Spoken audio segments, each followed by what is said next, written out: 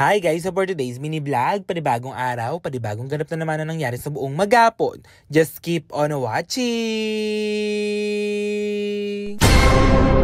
At ayun nga mga gar, undas nga pala to at syempre ako nga ay nakatoka sa pagbili nga ng bulaklak ni ina. And also mga gar, sa bulaklak nga din pala ng lolo ko mga gar. And alam nyo naman mga gar, kakamatay nga lang ng lola ko. Hindi nga masyadong na-achieve nga yung pinagagawa ko pero okay nga lang yun mga gar kasi nga guys, understandable na nga mga gar, pinarush ko nga to. Dati nga mga gar, naghahabili na nga kasi talaga yung lola ko na gusto nga daw niya na madaming bulaklak. Ayan nga mga gar, sa akin niya nga kasi sinabi yon. Kaya sabi ko ako na nga bahala sa bulaklak ni inang, dadamihan ko na nga talaga mga gar. Pero nung time nga pala to mga gar, times 3 nga pala yung itinaas ng bulaklak, napaka-pricey nga pala mga gar. Pero ginawa nga natin yan mga gar kasi nga guys, syempre naman para nga sa lola ko. Feeling ko nga pala mga gar, nakikita niya pa nga rin ako. At syempre pag may mga ganap na nga lang kami nabubuong pamilya nga mga gar kasi nga guys, may kanya-kanya na nga din kami mga work at pinagkakaabalahan. Ayan nga mga gar, may nagpa-picture nga dito and sabi niya sasama nga daw siya sa vlog. Ayan po, hello po, sinama ko na nga po pala kayo sa vlog. Kaya ayun nga mga gar, fast forward na nga natin to at kinabukasan nga mga gar, ito na nga yung kaganapan natin dito. Maaga-maaga nga akong gumising mga gar para nga dalhin ko nga dito yung bulaklak ni inang. Para syempre mga gar, umaga pa lang meron na nga bulaklak si inang dito na nakalagay mga gar. Kaya ayan nga,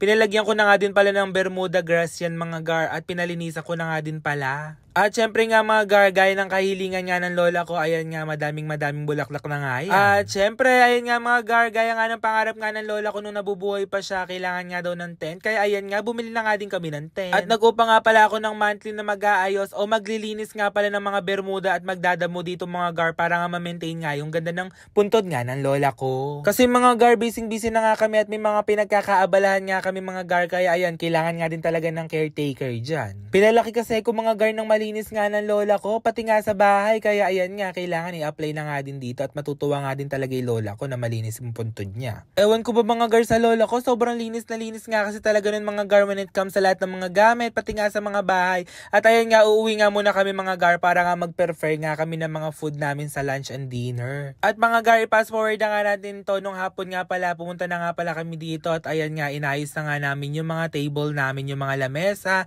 Table sa mga lamesa? Nung time nga pala na yun mga gar, kakagising ko nga kasi nga guys, sobrang busy nga nung gabi at ayan nga, masyado pa nga talaga yung gutom ko. At nagulat nga ako mga gar, kinalbo nga yung aso namin dito na Pomerania na nangyari sa'yo dahil naiinitan nga daw yung aso namin. Pero okay lang yun, mukha pa rin naman siyang Pomeranian kahit papaano, titiisin na nga lang talaga. Imagine niyo Pomeranian nga talaga yan mga gar, pero Pomeranian nga yan guys. Mga gar, gaya nga ng sinabi ko, masyado nga talaga yung gutom ko kaya ayan nga, yung binili kong pizza kanina, kinain ko nga din at para ako na lang din talaga kumain lahat. Tuwa nga ako kay mama mga gar, saka nga pala kay Ate Peng kasi nga guys, sila nga nag-prefer ng mga food dito, pati nga pala sila Ate Marie. Kaya ayun nga mga gar, masyado nun talaga yung gutom ko. Kumain na lang din talaga ako ng kumain dito at nagputrip nga mga gar. At take note nga mga gar, favorite ko nga talaga yung biko kasi nga guys, yung lola ko sobrang sarap nga magluto ng biko nga mga gar. At eto na nga mga gar, yung puntod nga ng lola ko, saka nga pala lapida, inaayos na nga pala namin at ilagyan nga pala namin ng mga madaming kandila dyan. Eh mga gar, I can't imagine nga pala mga gar na wala na din talaga yung lola ko. Sobrang bilis nga talaga ng panahon mga gar. At ayan nga, masyado nang talagang tuwan-tuwa talaga yung pamilya ko at nakakamiss talaga yung mga ganyan tawanan namin. Tuwing may occasion na lang din talaga kami nabubuo mga gar kasi nga guys, sobrang busy na nga din namin talaga. Yung tipong papangarapin mo na nga lang mga gar na mag-Pasko lagi, mag-New Year lagi, yung may birthday na ganito. At ayan nga mga gar, nag-badminton nga lang kami ng pinsan ko dyan mga gar kasi nga guys, bored na nga din talaga ang person dito for today's video. Ayan nga mga gar, gaya nga na sinabi ko, yung mga ganitong banding ba mga guys. Kasi nga guys, nakukumpleto nga lang kami pag may mga occasion nga, gaya nga na sinabi ko, pa-julit nga din talaga si It's Emil Vlog, ano? Kaya ayun nga mga gar, after 1 year nga mga gar, nakalaro ko na nga din talaga tong pinsan ko. Paano nga mga gar? Puro lang to sa bahay mga guys at puro din ako work guys. Ayan guys, oh. For the laro ang mga person dito for today's video.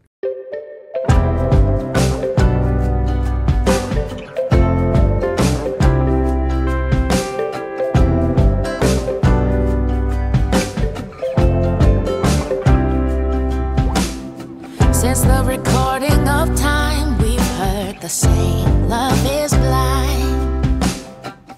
And that if you really care for someone, it's spirit, soul, and mind. But these days we get stuck on the page of society's design.